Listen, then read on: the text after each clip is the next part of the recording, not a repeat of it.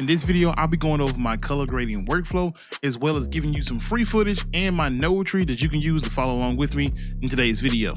Let's get into it. There's a link in the description to take you to my Discord. You can go to the workflow section, and right here is where you'll find the footage and the node tree. So click here and you just download this zip file right here. You get a little bit of documentation. This actually shows you how to install the node tree, which I'm gonna go over right here in a second. You get the footage itself and the node trees right here. So now we're gonna go into the color page. And so in the color page, you can go over to gallery, click on power bin.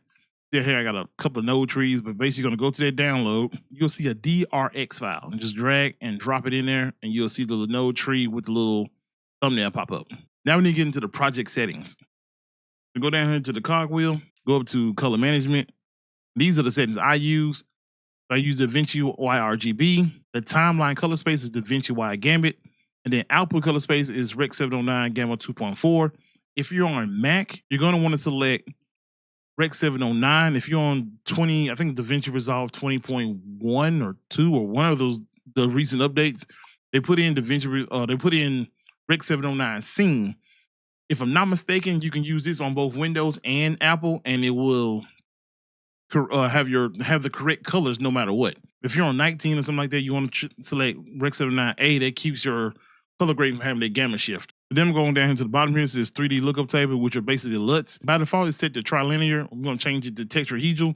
This will actually give you better results when using LUTs. And speaking of LUTs, I actually just released a new LUT pack. These LUTs are completely separated from the LUTs that I use in the Essentials pack. These are completely all new LUTs. I actually will go over them later on in the video.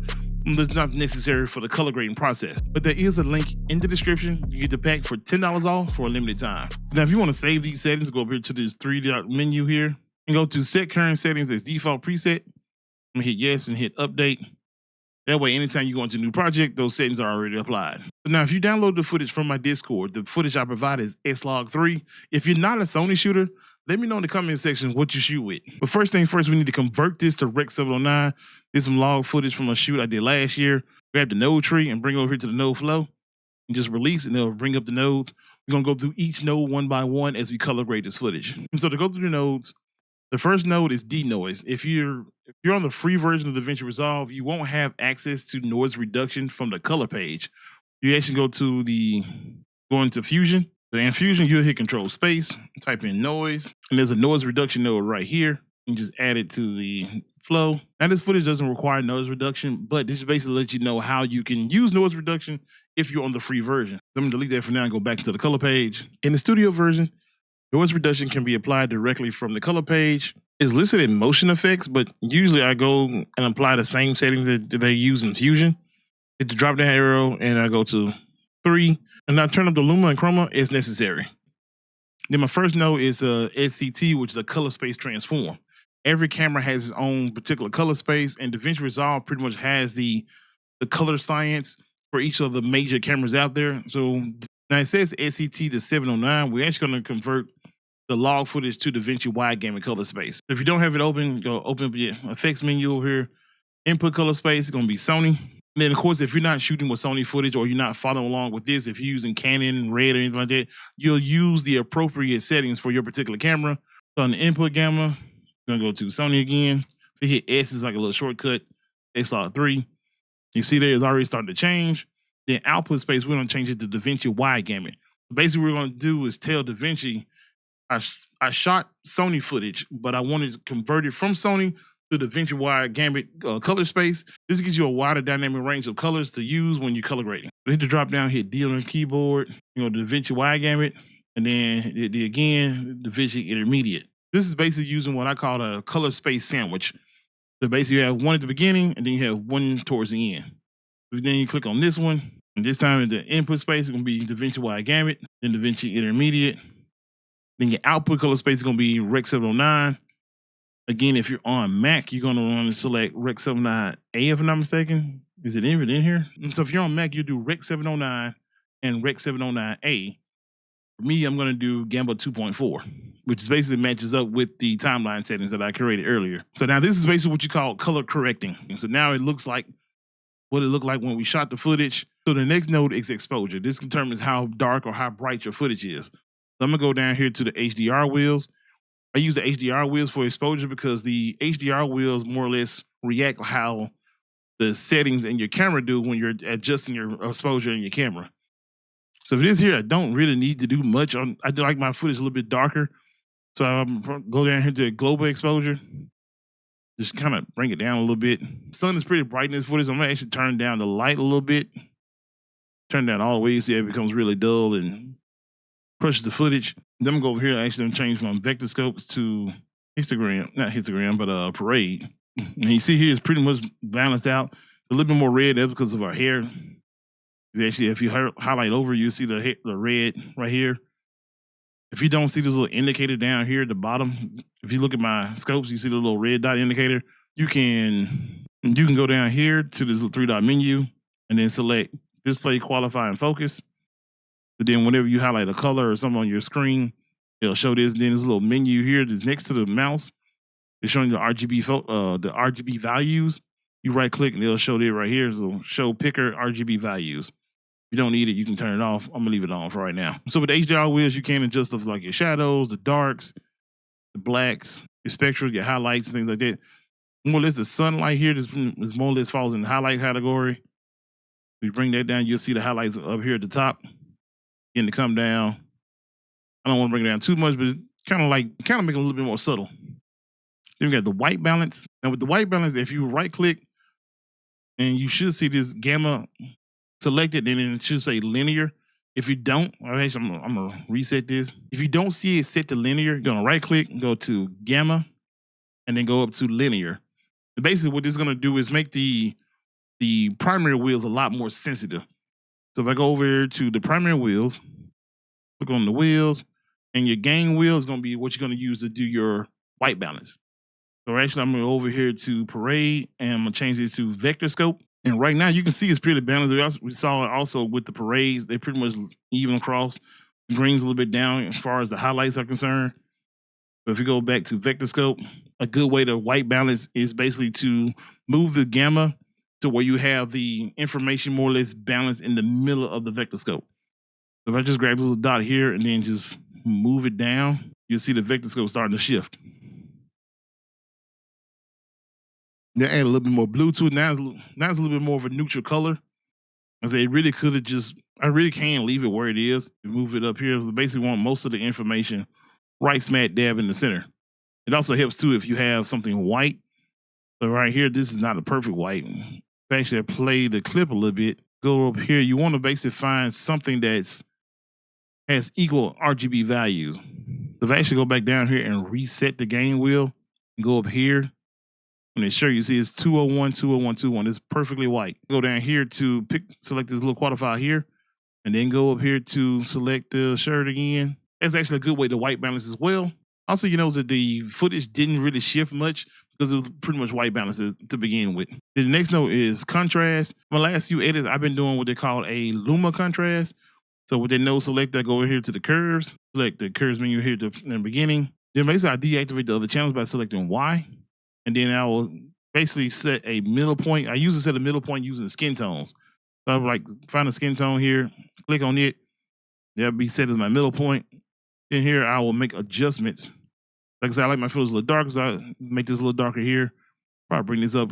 Let's put a little S curve in it. Let's add a little more contrast to the footage. Next up is saturation. I have it set as SHV, so that's the color space that it's in. We right click, go to color space, go down here and get it set at HSV, then go to channels. Usually you'll have all 3 channels activated. I cut off channel 1 and channel 3, which like I said, all this stuff should be preset in the node tree if you're using my node tree. Now you just go back to your primary wheels, go to your gain. You can just use the wheel here to turn it up. Don't want to turn it up too much, but you can see the skin tones and the hair, especially our hair, got a lot more saturated. If you turn it all the way up, you'll see it's starting to look ridiculous. Now this in comparison to using just the saturation node. So if I actually move this over here, hit Alt S, create a new node, and I'm gonna hit the little number icon here to deactivate this node. I'm gonna go back to this node and then just turn up the saturation. You see there it's saturated, but then it's like overall it made the footage a little bit brighter as well, and it looks kind of muddy. It doesn't look quite as clean.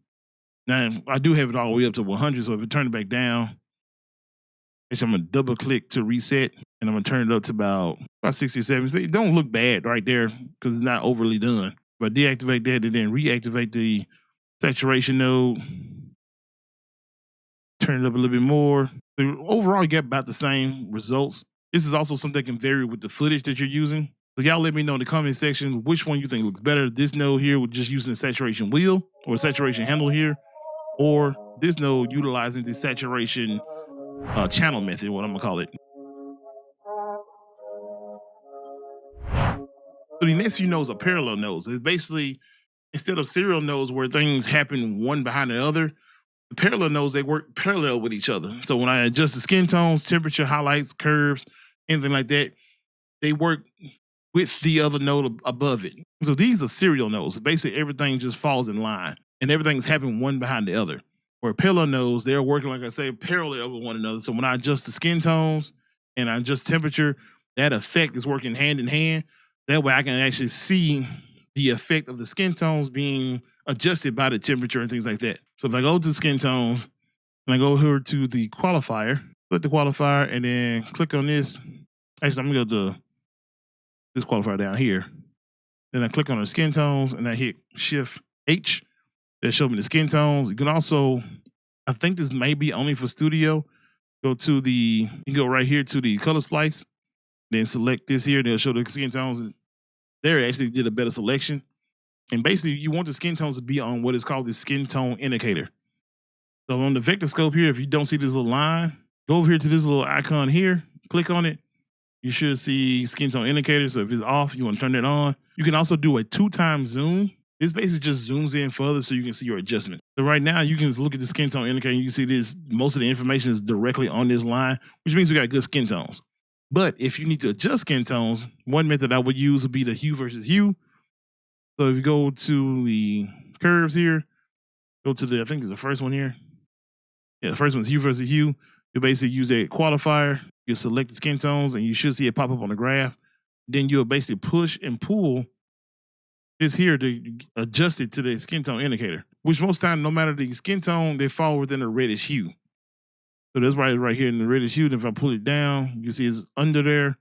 If I hit Shift H to undo the selection, you see now skin tone is more of a yellowish color. If I push it up past it, now she looks like Majin Buu. So now if I hit Control H again, that'll isolate my vector scope so I can actually see what's going on. And then I can bring this back down right on that line, hit Control H, we'll hit Shift H again, and we're back to normal. So then the temperature node is basically if I want to convey like a certain mood. So if I want to go change the temperature, I'll go to the HDR wheels. And I usually use the X and Y wheels down here at the bottom. So just highlight them, and then I move this. If I move it to the right, it's going to add more blue into the equation or to the footage. Then I can move down on the y-axis. Then moving more into the bluest tone. This area is actually a scene where someone was shot. So adding that blue to it kind of gives it more of a sadder-like feeling. So now it's getting a little more greenish. Then I can move this back over to the left, add a little more green to it. So using the HDR wheel is a good way to adjust the temperature without pushing things too far. I usually use this X and Y handles down here just because it gives me a little bit more control. But you can just grab the dot here. And like I said, move it around how you want to. I'm gonna hit this reset button here to reset it. I'm gonna leave the temp pretty much how it is. Also, you can adjust the temperature utilizing LUTs. So I'm gonna go into my LUT pack here. Go down here to vibe check. Within the folder, you actually have got the everyday, movie looks, night scroll, outdoors, and retro. The movie look nodes and the night scroll nodes actually have a log and a Rec 709 setting. So if I was going to here and deactivate this and deactivate this node to basically use my color space transforms, on this little LUT node here, I can go into movie looks. And since right now the footage is log, I go into the log folder and I just highlight one of them to see what they look like. So this one here has a kind of a bluish, purplish hue to it. I'm gonna double click to add it. From here, depending on what look I'm going for, I'm pretty much done. I'm gonna go back and check on my skin tones. I'm gonna hit Shift H. Skin tones still pretty good. They actually moved down a little bit, so I'm gonna move this up just a little bit, about right there. Then hit Shift H to undo that. Then I can adjust the contrast and exposure from there. So that's a good way you can actually adjust the temperature or the mood of your footage if you want to. Again, this is my Vibe Check LUT pack.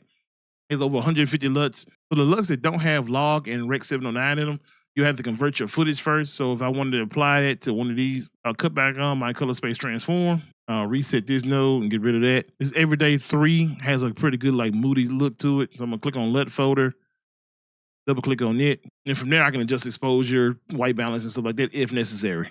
But enough of that. We're gonna close this back out. I'm gonna reset this node back, and then we're gonna go to highlight. Now I did just highlights within the exposure node here, but if you need to do, I guess, some extra highlight work, you can click on this node. And what I usually do, I go to the qualifier, go down here to luminance. Actually, I'm gonna turn off the hue and the saturation. I'm gonna double click right here on low and type in 60. Then I'm gonna hit tab again, go to low soft and type in 20. You should see this little indicator here come up. And if you look at the node here, you'll see it turn kind of black and white. Hit Shift H and it'll show you what's highlighted. It's basically all the highlights. So that's a nice little way to isolate the highlights. And then from here, you can use HDR wheels, the color wheels, primary wheels, whatever you want to use. More often I use the primary wheels, which is the lift, gamma, gain here. And I hit the Shift H again and turn down the lift. Don't really need it for this footage though, but the highlights are pretty much low enough. But some footage I might have, the highlights are kind of like overblown, something like that. That's a good way I kind of like bring them back. Then curves is just basically just the curves here. Go back here to curves. You can use, if you need to use one of these, the hue versus saturation, things like that, you can use it there. I usually just go custom curve, and sometimes I go do a little 3-dot menu here. Go to the editable spline, and that basically give you little extra handles. Actually, I need to redo this. I'm gonna reset this and then relink everything back together. Then I'm gonna go up. That'll bring up the shadows, and then I can bring this handle here down. Then I can drop this, bring this handle back up for the highlights. So basically a different way to make an S-curve. If you don't want to use the editable splines, you don't have to. Hit this little 3-dot menu and uncheck it. Then you just add different points where you want to make adjustments. Now with the parallel nodes, if you want to add another one, just click on the node here. Just hit Alt-P and it'll add another parallel node.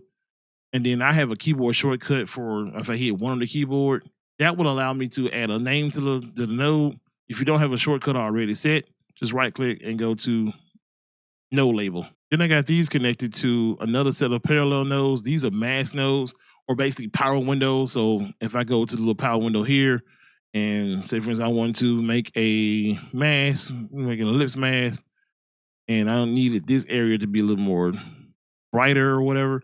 I put the mask there, increase the softness, and then go over to the primary wheels and I'm just increase the gamma. So if I wanted to make this little area a little bit brighter, I can do that, and then I'll make another.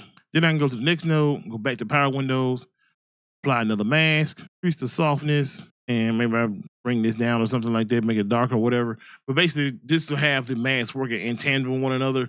Then here I have film look, which if you have studio, you should have access to the film look creator. So usually I have this node selected, I hit Control and Space, and I go to film look creator, select it, and usually I go up here to clean slate.